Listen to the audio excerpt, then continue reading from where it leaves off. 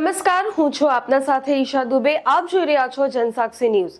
નજર કરીએ આજના મુખ્ય સમાચારો પર.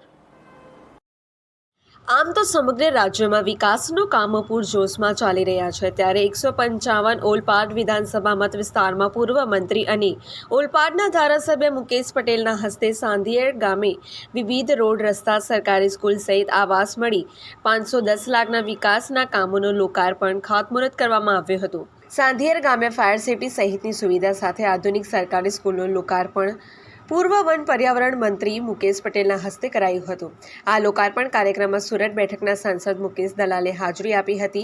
સ્થાનિક આગેવાનો અને ગ્રામજનો મોટી સંખ્યામાં હાજર રહ્યા હતા. બીઆરસી કોર્ડિનેટર બ્રિજેશ પટેલે પણ હાજરી આપી હતી.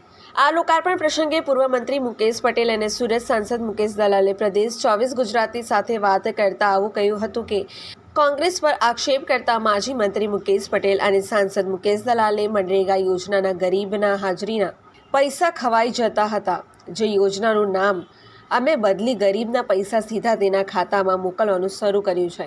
એટલે કોંગ્રેસ આખા રાજ્યમાં મનરેગાને લઈ વિરોધ કરી રહી છે.